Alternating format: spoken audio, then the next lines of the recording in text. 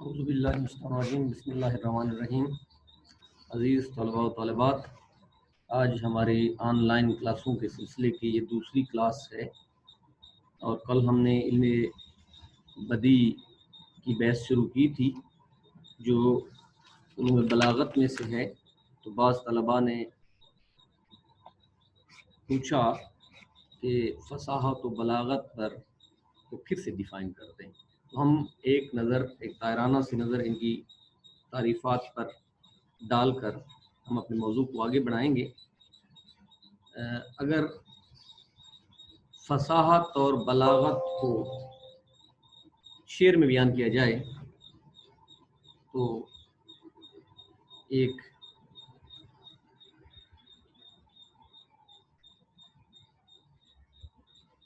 شعر ہے، سمجھ میں جلد آ جائے فصاحت اس کو کہتے ہیں، اثر ہو سننے والوں پر بلاغت اس کو کہتے ہیں۔ سمجھ میں وہ آتا ہے جو صاف صاف کہا گیا ہو، اس لیے یہ فصیح ہے۔ اور کلام کا فصیح ہونا ضروری نہیں ہے کہ اثر بھی ہو، اگر موقع محل کے مطابق نہ ہو تو وہ بلیغ نہیں ہو سکتا۔ فصاحت کی جو تعریف کی جاتی ہے مختصر سی وہ کچھ یوں ہوگی جو کل میں نے بتائی تھی، آج اس کو پھر دیکھ لیتے ہیں کہ جو کلام اہل زبان کے روزمرہ کے مطابق ہو، جس میں لغت اور نحو کے قواعد سے انحراف نہ کیا گیا ہو، ثقیل اور غریب و نامانوس الفاظ سے پاک ہو، اور جس میں تاکید یا کوئی دوسرا لفظی عیب نہ پایا جائے، فصیح کہلاتا ہے۔ اور کلام کے اس وصف کو فصاحت کہتے ہیں۔ اس کو سمجھ لیں تھوڑا سا۔ جو کلام اہل زبان کے روزمرہ کے مطابق ہو، روزمرہ جس طرح اہل زبان بولتے ہیں، کسی لفظ کا مخصوص استعمال جو اہل زبان کرتے ہیں وہ قواعد کی زد میں نہیں آتا، اس کو کہا جاتا ہے سماعی، جس طرح اہل زبان سے سنا گیا ہے۔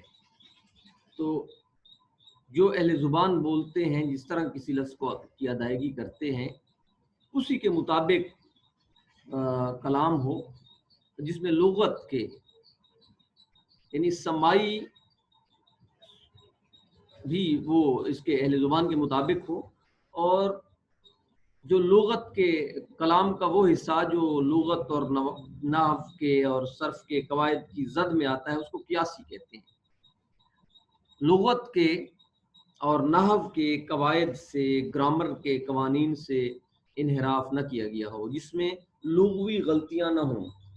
جہاں آپ نے کوئی لفظ جمع استعمال کرنا ہے وہاں واحد استعمال کریں، مذکر مؤنث کی غلطی ہے، حروف کی غلطی ہے، نحو کے قواعد سے انحراف بھی نہ کیا گیا ہو، جملے کے ترتیب دینے کے جو قواعد ہیں اس سے بھی، گرامر کے جو اس کا سنٹیکس ٹھیک ہو، ثقیل اور غریب و نامانوس الفاظ سے پاک ہو۔ ثقیل کے لفظی معنی ہے وزنی، گراں، بھاری، ایسے الفاظ جو قانون کو نامانوس الفاظ لگتے ہیں، جو سامعہ پر گراں گزرتے ہیں، جس طرح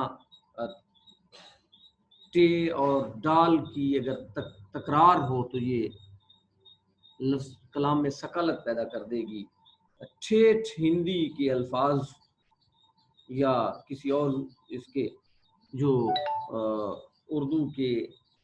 اردو دان طبقے کے کان جن سے آشنا نہ ہوں، وہ بھی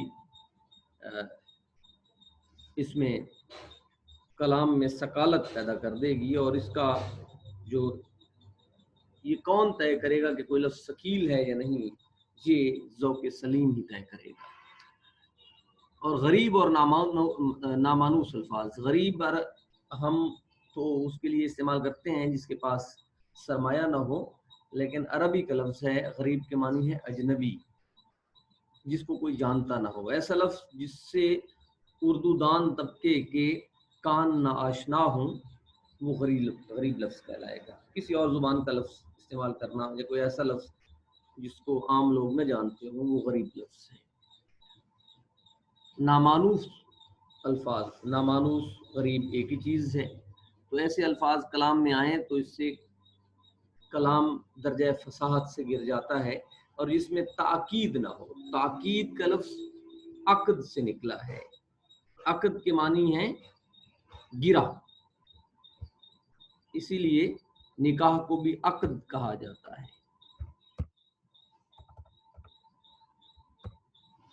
عقد گرا، گرا لگانا. اب تاکید کے معنی گرا باندھنا. ظاہر ہے ایک رسی ہے، اگر اس میں گرا ہو تو اس جگہ پہ آپ کا ہاتھ رکے گا، تو کلام کی روانی جس جگہ پہ متاثر ہو رہی ہو وہاں تاکید ہے. اور اس کی تعریف یہ ہے کہ لفظوں کا اپنے اصل مقام سے اس طرح آگے پیچھے کر دینا کہ ذوق سلیم پر گراں گزرے، سامعہ پر گراں گزرے، کانوں کو ناگوار محسوس ہو. مثلا حالی کا ایک شعر میں نے یہاں لکھا ہے: آج جس علم و ہنر سے ہے چراغاں بزم قوم، ہم نے بنیاد اس کی دی تھی پیشتر دنیا میں ڈال. یہاں یہ ڈال کا لفظ ہے، یہ تاکید پیدا کر رہا ہے. تو اس سے امید ہے کہ آپ کو فصاحت کے مفہوم سے آشنائی ہو گئی ہوگی. اور بلیغ وہ ہے جو فصیح بھی ہو اور موقع محل کے مطابق بھی ہو، جس میں اقتضائے حال کی رعایت کی گئی ہو. بلیغ کلام کون سا ہے؟ جس میں موقع محل کا خیال رکھا گیا ہو، اقتضائے حال کے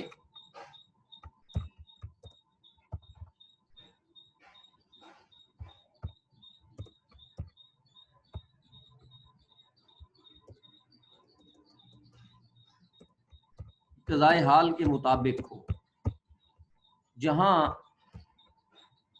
موقع محل کے مطابق ہو، جو حالات کا تقاضا ہے اس کے مطابق ہو. جہاں مختصر گفتگو مناسب ہے وہاں طویل تقریر کرنا یہ کلام کو درجہ بلاغت سے گرا دیتا ہے، اس لیے کہ سامنے والے تنگ آ جائیں گے. اسی طرح جہاں بات کو سمجھانا پوری طرح مقصود ہے موقع کے مطابق، وہاں مختصر گفتگو کر دینا یہ بھی کلام کو درجہ بلاغت سے گرا دے گی، اس لیے کہ سننے والا اس سے متاثر نہیں ہوگا. تو اسی طرح اگر آپ کوئی ڈرامہ ہے، پلے ہے، اس صنف کے تقاضے کے مطابق جو جس قسم کا کردار لایا گیا ہے اسی کے مطابق اس سے گفتگو کرانا. مثلا کوئی ریڑی بان ہے، کوئی کلی ہے، کوئی اس کا ریل گاڑی کا حمال ہے، مزدور ہے، اور اس سے آپ لکھتے ہیں اور اس سے آپ فلسفیانہ تقریر کروائیں تو یہ اس کو درجہ بلاغت سے گرا دے گی. تو یہ دونوں اس ساری بحث سے اس نتیجے پہ ہم پہنچتے ہیں کہ فصاحت کا تعلق زیادہ تر الفاظ سے ہے اور بلاغت کا تعلق زیادہ تر معنی سے ہے. تو اس میں علم بدیع میں اب آتے ہیں اپنے موضوع کی طرف. علم بدیع میں کل ہم نے صنائع معنوی شروع کیے تھے اور اس میں سے صنعت تضاد ہم نے شروع کی تھی. اس پر ایک نظر ڈال کر آگے بڑھتے ہیں. صنعت تضاد یا صنعت طباق یا صنعت مطابقت، یعنی ایسے الفاظ کلام میں لانا جن کے معنی آپس میں ایک دوسرے کے ضد ہوں، ایک دوسرے کے مقابل آئے ہوں. یہ اس کے عام معنی ہیں اور اس کی پھر مختلف صورتیں بن جاتی ہیں. مثلا اب یہ صاحب تسہیل البلاغہ نے اس میں ایک شعر دیا ہے: جفائیں دیکھ لیاں بے وفائیاں دیکھیں، بھلا ہوا کہ تیری سب برائیاں دیکھیں. اب جفائیں اور وفا یہ ایک دوسرے کے الٹ ہیں، بھلا اور برا ایک دوسرے کے الٹ ہیں۔ اب اس کی قسمیں دیکھتے ہیں اور پھر آگے بڑھتے ہیں کہ جس طرح الفاظ کی 3 قسمیں ہیں، اسم، کوئی لفظ جو ہے وہ یا تو اسم ہوگا یا فعل ہوگا یا حرف ہوگا۔ جس طرح انگلش میں پارٹس آف سپیچ 9 ہیں، اردو میں جو پارٹس آف سپیچ ہیں وہ 3 ہیں، اسم، فعل اور حرف۔ یہ تضاد ان تینوں میں واقع ہو سکتا ہے، یعنی 2 اسموں میں، 2 فعلوں میں، 2 حرفوں میں، ایک متضاد میں سے ایک اسم اور دوسرا فعل بھی ہو سکتا ہے۔ ٹھیک ہے، تو ہم اس کی مثالیں دیکھتے ہیں۔ اب دیکھیں 2 اسم کی مثالیں دیکھیں۔ میری قدر کر رہے زمین سخن، تجھے بات میں آسماں کر دیا کہ میں نے تجھے آسماں کر دیا۔ زمین اور آسمان دونوں اسم ہیں اور ایک دوسرے کے الٹ ہیں، تو یہاں مطابقت ہے یا صنعت طباق ہے یا صنعت تضاد ہے 2 اسموں میں۔ تو فعل دیکھیں، کھلتا نہیں کچھ آپ نے کیوں باندھے ہیں ہتھیار۔ اب کھلتا نہیں اور باندھے ہیں، یہ دونوں فعل ہیں۔ اسی طرح یہ 2 حرف دیکھ لیں، مرغ ناتواں ہوں کہ صحن چمن سے میں بے نرد باندھ پہنچ نہ سکوں آشیاں تلک۔ سے اور تلک، یا ایک اور شعر میں نے اس میں دیا ہے حرف میں، سودا کا ہے یہ غزل، سودا کئی ہے تو اس انداز کی، ہند سے پہنچے گی ہاتھوں ہاتھ نیشا پور تک۔ سے اور تک یہ 2 حرف ہیں اور ان میں تضاد ہے، مطابقت ہے۔ ایک اسم اور دوسرے فعل کی مثال دیکھ لیں۔ نیزہ ہلا کے شاہ پہ آیا وہ خود پسند، مشکل کشا کے لال نے کھولے تمام بند۔ اب اس میں دیکھیں تمام اور بند، یہ ان میں کھولنا، کھولے اور بند۔ بند اس گرہ کو کہتے ہیں، پرانے زمانے میں زرہ ہوتی تھی تو اس کی گرہ لگائی جاتی تھی۔ اب ظاہر ہے یہ گرہ یا بند یہ اسم ہوگا اور کھولے یہ فعل ہے۔ ایک اسم اور ایک فعل میں تضاد ہے، تو تضاد اسم، فعل اور حرف تینوں میں واقع ہو سکتا ہے۔ اب یہ کل میں نے کہا تھا کہ یہ تضاد 2 قسم کا ہوتا ہے، ایک تضاد جو ہے طباق یا تضاد ایجابی ہے اور دوسرے سلبی۔ ایجاب مثبت کو کہتے ہیں اور سلب نفی کو کہتے ہیں۔ 2 الفاظ جو واقعی متضاد ہوں وہ اور اس کے ساتھ حرف نفی یعنی نہ آئے، یہ طباق ایجابی ہے۔ جس طرح میری قدر کر رہے زمین سخن، تجھے بات میں آسماں کر دیا، یہ جو طباق یا تضاد ہے، یہ زمین اور آسمان 2 اسم ہیں اور ان میں نفی کا لفظ کہیں نہیں آیا، یہ طباق ایجابی ہے۔ اسی طرح اس کے مقابلے میں یہاں اس نے اس کے لیے اشعار دیے ہیں۔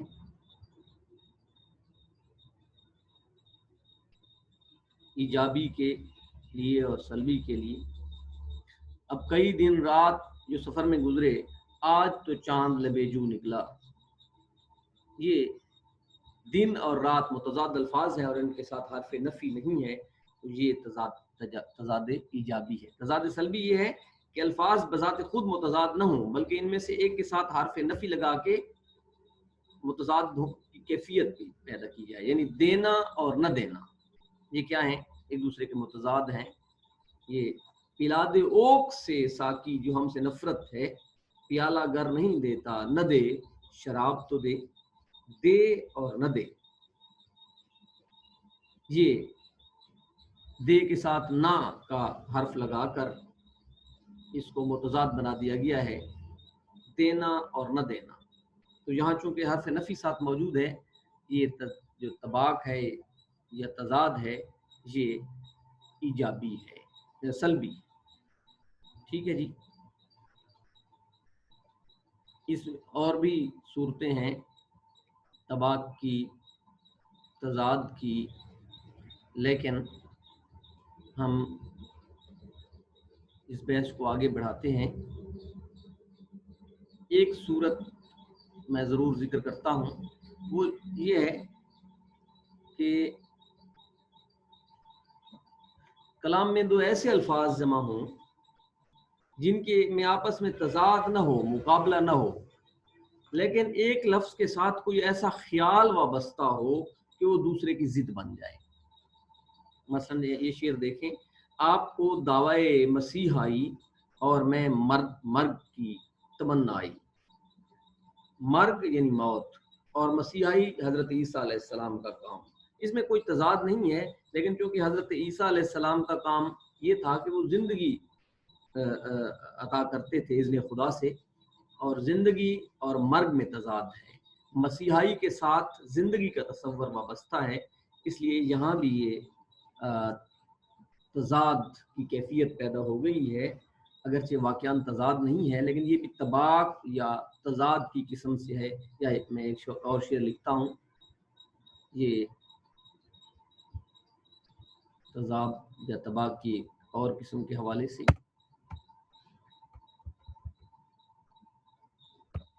ایک شعر ہے کہ میں تو سمجھا تھا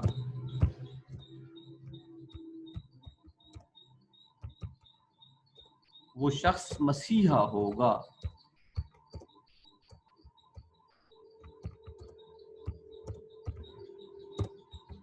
اس نے تو مگر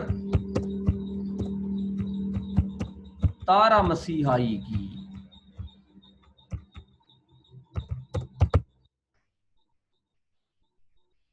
اب مسیحا اور تارا مسیحائی میں بظاہر کوئی تضاد نہیں ہے۔ مسیح حضرت عیسیٰ علیہ السلام کے لیے استعمال ہوا ہے، اور تارا مسیح وہ جلاد تھا جس نے ذوالفقار علی بھٹو کو پھانسی دی تھی، اور اس لیے وہ بڑا مشہور ہو گیا تارا مسیح جلاد کے معنوں میں۔ چونکہ تارا مسیح جلاد ہے، جلاد تھا، اور جلاد پھانسی دیتا ہے، اور مسیح مردے کو زندگی عطا کرتے تھے، تو ان دونوں معنوں میں تضاد ہے، اگرچہ بحیثیت شخص کے، بحیثیت اسم کے مسیح اور تارا مسیح میں تضاد نہیں ہے، لیکن دونوں کے کام متضاد ہیں۔ ایک کا کام زندگی دینا ہے، دوسرے کا موت دینا ہے، اس لیے یہاں بھی ایک طباق کی یا تضاد کی کیفیت پیدا ہو گئی ہے، اور یہ بھی اسی کے طباق یا تضاد کی قسم سے ہوگا۔ ایک اور قسم ہے طباق کی، اس کو کہتے ہیں صنعت تدبیج، یعنی مختلف رنگوں کا ذکر کرنا، لیکن رنگوں سے مراد رنگ نہ ہوں، انسانی کیفیات ہوں، بطور کنایا کے، بطور ایہام کے رنگ کو بیان کریں، جس طرح زرد اور سرخ ہے۔ ویسے صنعت تدبیج کے یہ معنی بھی ہیں، ایک کہ مختلف رنگوں کا مجموعی طور پر ذکر کرنا، لیکن یہاں بحیثیت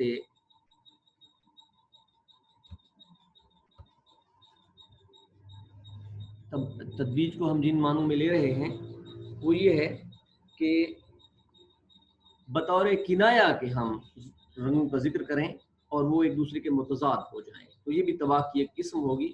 مثلا گل کو ہاں زرد کر دے اے رخ یار، کر کے منہ لال لال آتا ہے۔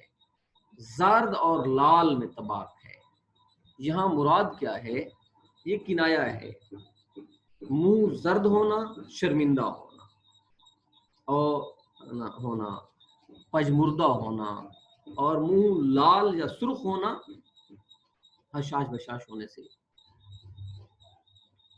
کنایا ہے۔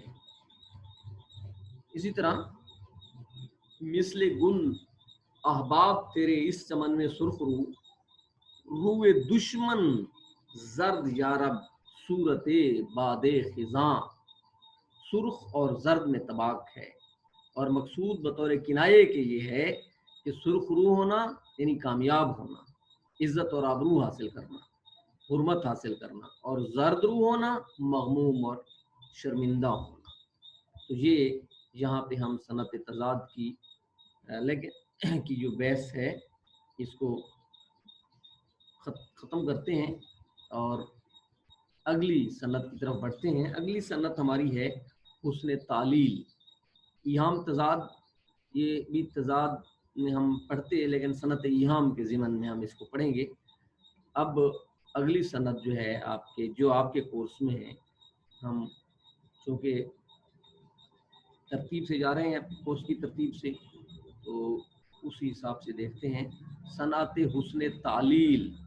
تعلیل لفظ کا لفظ علت سے نکلا ہے، اور علت کے معنی ہیں وجہ. تعلیل یعنی علت بیان کرنا، وجہ بیان کرنا.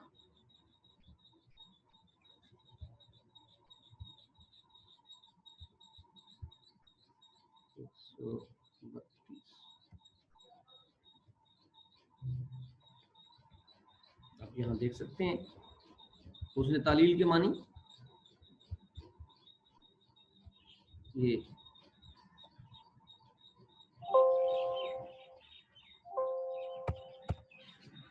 تعلیل کا لفظ علت سے نکلا ہے. علت یعنی وجہ، کسی کام کا باعث، سبب. اور تعلیل یعنی علت بیان کرنا، کسی کام کی وجہ بیان کرنا.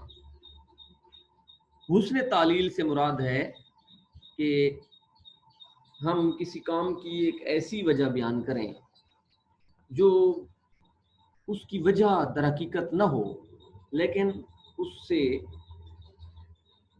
اس طرح بیان کی جائے کہ اس سے کلام میں کوئی شاعرانہ خوبی پیدا ہو جائے. اس کا استعمال شاعر کے گہرے فنی شعور کی دلیل ہوتا ہے. بس یہ ہم بھی استعمال کرتے ہیں اپنا روزمرہ گفتگو میں. صنعت حسن تعلیل سے کام لیتے ہیں. مثلا آپ کا کوئی گہرا دوست جو آپ کو ایک عرصے کے بعد آپ کے پاس آ جائے اور آپ کو اس کو خوش کرنے کے لیے ضرور کہتے ہیں کہ اچھا آپ نے آنا تھا، اس لیے بادل آئے ہوئے ہیں آج، یا اس لیے ہوا چل رہی ہے.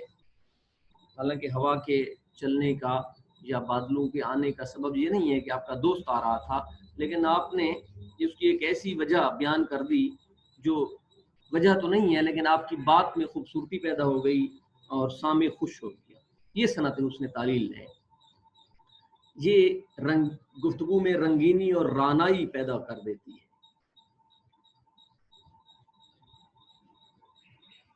اب صنعت حسن مثلا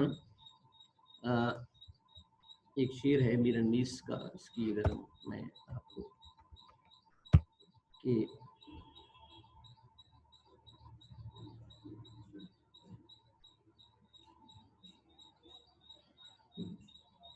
پیاسی یو تھی سپاہ خدا، تین رات کی ساحل سے سر ٹپکتی تھیں موجیں فرات کی. کیونکہ امام حسین علیہ السلام کا لشکر 3 دن سے پیاسا تھا، اس لیے فرات کی موجیں جو ہیں اس غصے میں، یہ اس غم میں ساحل سے اپنا سر ٹپک رہی تھیں. اگرچہ پانی میں موجیں اٹھنے کی یا ان کو ساحل سے ٹکرانے کی وجہ یہ نہیں تھی کہ سپاہ خدا 3 رات کی پیاسی تھی یا 3 دن کی پیاسی تھی، لیکن شاعر نے اس میں موجیں اٹھنے اور ساحل سے ٹکرانے کی ایک بڑی خوبصورت وجہ بیان کر دی ہے. اس کو صنعت حسن تعلیل کہتے ہیں. اب مثلا غالب کا شعر ہے، سب کہاں کچھ لالو گل میں نمایاں ہو گئیں، خاک میں کیا صورتیں ہوں گی کہ پنہاں ہو گئیں. کہ خاک میں کیا کیا صورتیں ہیں جو چھپ گئیں، وہ پھر گلے لالا اور پھولوں کی شکل میں زمین سے باہر. حسن فنا نہیں ہوتا، حسن خاک میں مل جاتا ہے اور پھر خاک سے خوبصورت پھولوں کی شکل میں سامنے آ جاتا ہے. تو یہ اگرچہ خاک سے خوبصورت پھول برآمد ہونے کی اور ان کے اگنے کی وجہ یہ نہیں ہے کہ خاک میں خوبصورت لوگ دفن ہیں، لیکن یہاں اس نے ایک ایسی وجہ بیان کر دی جس سے بات میں خوبصورتی پیدا ہو گئی۔ یا اس کا شعر ہے میرنیس کا، ڈر سے ہوا فرات کی موجوں کو اضطراب،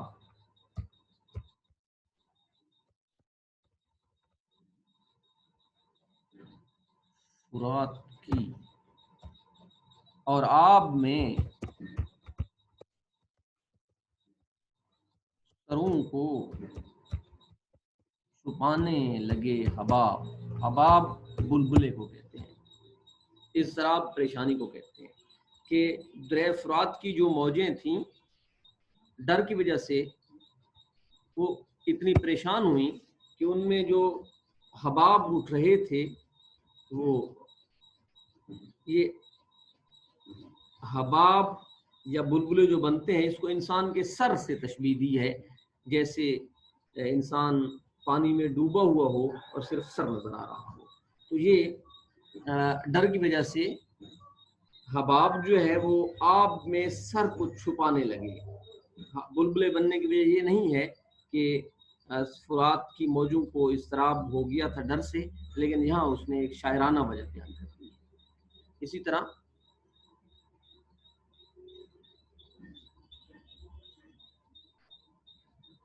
یہ کوئی نہ کوئی وجہ ضرور موجود ہوتی ہے، چاہے وہ وجہ اصلی ہو یا شاعرانہ ہو۔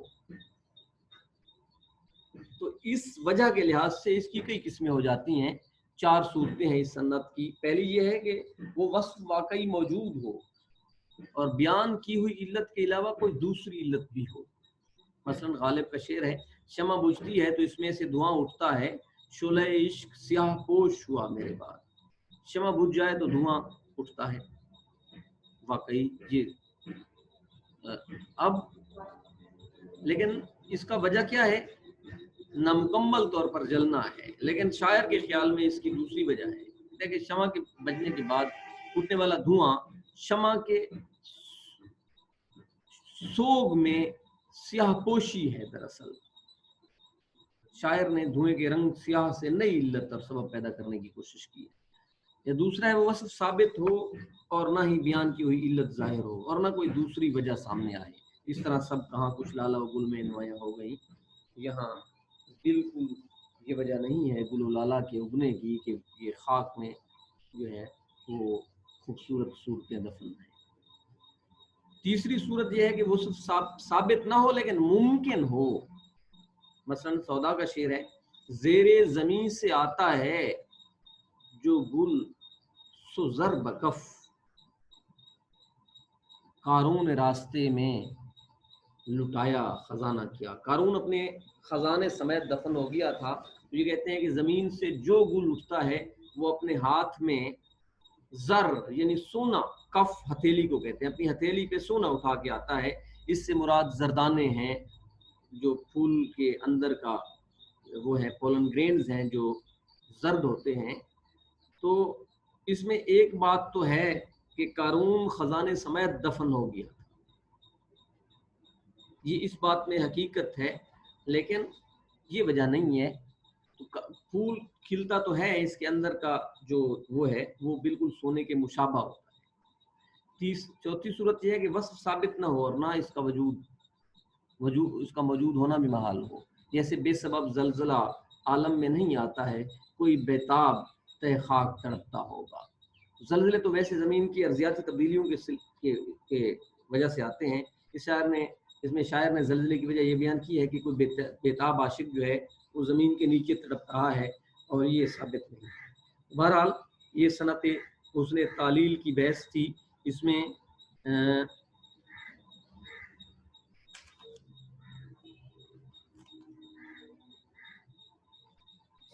کل انشاءاللہ پھر ہم صنعت